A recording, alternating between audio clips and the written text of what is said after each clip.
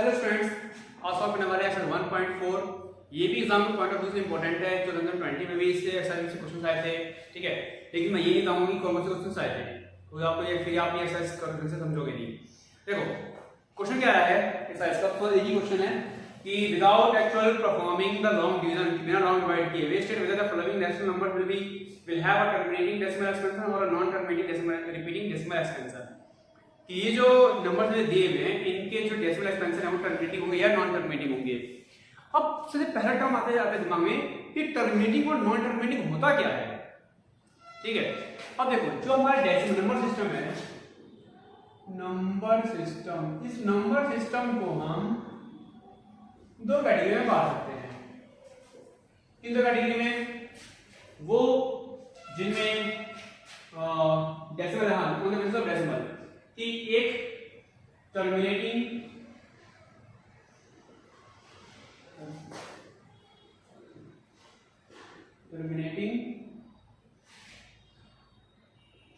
और non terminating. अब terminating non terminating का मतलब क्या हुआ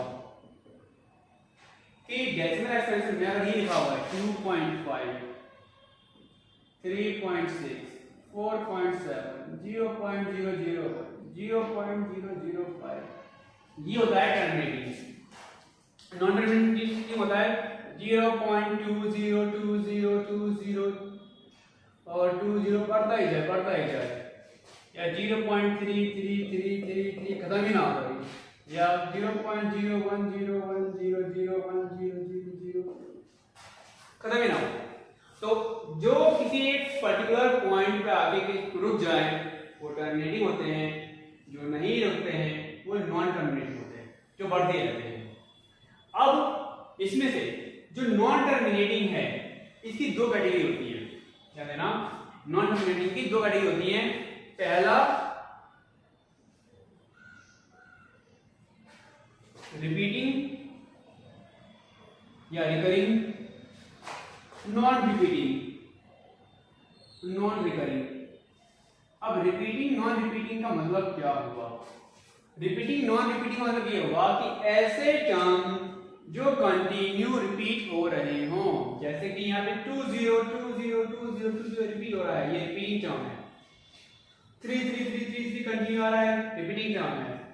यहाँ पे 010 1 0 1 2 0 1 3 0 यहाँ रिपीट नहीं हो रहा है। नेक्स्ट नंबर 1 4 0 आएगा, 1 5 0 आएगा, ये रिपीट नहीं हो रहा है। तो ये हो गया हमारा नॉन टर्मिनेटिंग। ओके, तो इस तरह से हमें नॉन टर्मिनेटिंग नॉन रिपीटिंग, तो हमने इसको नॉन टर्मिनेटिंग को दो कैटेगरी में बांट दिया, रिपीटिंग और नॉन रिपीटिंग। अब समझो जो ये टर्मिनेटिंग वैल्यू है और नॉन टर्मिनेटिंग का रिपीटिंग है, टर्मिनेटिंग नॉन टर्मिनेटिंग का रिपीटिंग, ये तो होते हैं रैशनल नंबर। और जो नॉन टर्मिनेटिंग नॉन रिपीटिंग है ये होता है इरेशनल नंबर। ओके, कैसे होता है खुद इमेजिन करो। अगर मैंने 1/3 या 3 1 में 3 से डिवाइड करूंगा तो 0.3333 कंटिन्यू आता रहेगा। ओके, कोई सॉल्यूशन नहीं आएगा इसका।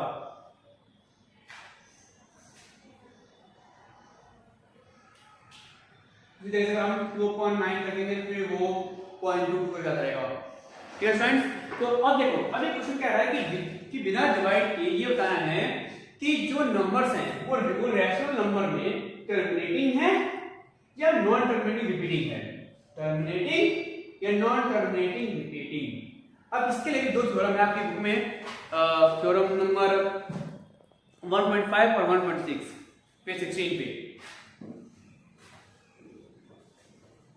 किसी भी नंबर के लिए जो टर्मिनेटिंग है उसके लिए एक कंडीशन होता है, वो कंडीशन ये है कि उसके प्राइम फैक्टर में, ध्यान सुनना, किसी भी नंबर का टर्मिनेटिंग होने के लिए जो कंडीशन है वो ये है कि उसके डिनोमिनेटर के प्राइम फैक्टर में सिर्फ 2 और 5 ही होंगे। सपोज करो P/Q कोई नंबर है, अगर Q जो है 2n⁵n है, ठीक है, फिर तो इसका आंसर टर्मिनेटिंग आएगा। टर्मिनेटिंग, ठीक है। और 2 और 5 के अलावा, फैक्टर के अलावा कुछ और नंबर 3 आ जाए, 7 आ जाए, 11 आ जाए, हम प्राइम फैक्टर की बात कर रहे हैं, इसलिए मैं 4 6 नहीं बोल रहा हूँ, ओके। 3 7 11 19 17 23 आ जाए, 29 आ जाए, ऐसा कोई नंबर आता है तो फिर वो नॉन टर्मिनेटिंग होगा। ध्यान देना, सिर्फ positive to the power n 5 power n, जैसे 2 और 5 आ रहा है फिर तो वो टर्मिनेटिंग है, अदरवाइज वो नॉन टर्मिनेटिंग होगा, विदाउट डाउट, ओके। अब इसके बाद इसको और फिर समझो, मान लो लिखा हुआ है 5 अपॉन, हाँ 4 अपॉन 100, 4 अपॉन 100 है, इसका मतलब आएगा 0.04, और 100 है तो इसका मतलब क्या है, ये 2 into 5, 2 into 5, 5 to the 10, 5 to the 10, 100, ये वो प्राइम फैक्टर। कोई नंबर है 1/5 है, डिवाइड करोगे 0.2 आएगा, 1/2 है, डिवाइड करोगे 0.5 आएगा, लेकिन 1/3 में डिवाइड करोगे, 3 1 में 3 से डिवाइड करोगे तो 0.3333 आता रहेगा, 1 में 7 से डिवाइड करोगे तो 1.4287 ये आ जाएगा आपका। कंटिन्यू भाई, ठीक है। तो हम ये देख रहे हैं कि सिर्फ 2 और 5 ही ऐसा नंबर है जिस नंबर से डिवाइड करने पे हमारा आंसर टर्मिनेटिंग आता है, और इसी एप्लीकेशन को हमें एक्सरसाइज में यूज करना है। कैसे? फर्स्ट क्वेश्चन है 13 अपॉन 315,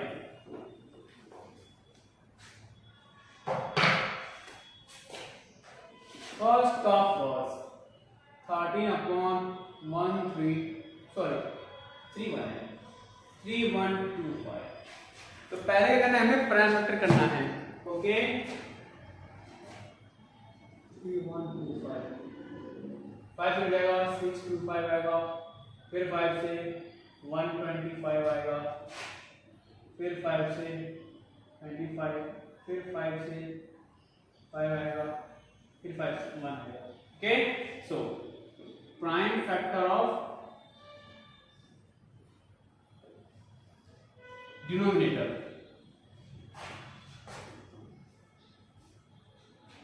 क्या है, ये आपका है 5 into 5 into 5 into 5 into 5 equals to 5 power 5। तो हम देखते हैं कि डिनोमिनेटर के प्राइम फैक्टर में सिर्फ और सिर्फ 5 आ रहा है, तो इसका मतलब इसका आंसर टर्मिनेटिंग आएगा, ठीक है स्टूडेंट। इसका आप लिखोगे डिनोमिनेटर है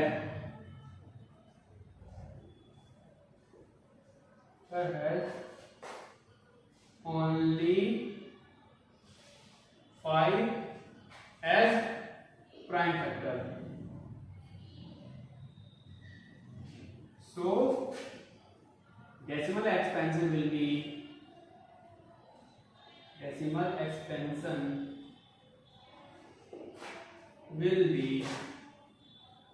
terminating।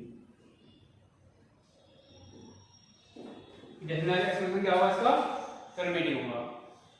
अब इसी तरीके से क्वेश्चन पार्ट सेकंड, इसमें आपको दे रखा है 17/8, तो 8 का प्राइम फैक्टर क्या होगा, 2 into 2 into 2, सिर्फ 2 आ रहा है, सेम स्टेटमेंट बनेगा, prime factor of denominator 2 into 2 into 2, that is 2 to the power 3, denominator of denominator has only 2 as a prime factor, so decimal expansion will be terminating, इसका answer terminating आएगा। Third 4 5 5, third आपका क्या है 4 5 5, इसका prime factor क्या आता है 4 5 5, 5 से पहले काट दो, 5 9 से 5 1 जा, 7 से काट दो 13, 13 से काट दो। अब देखो यहाँ पे क्या है 7 आ रहा है, 13 आ रहा है, इसका मतलब इसका आंसर नॉन टर्मिनेटिंग आएगा, नॉन टर्मिनेटिंग रिपीटिंग आएगा, ओके।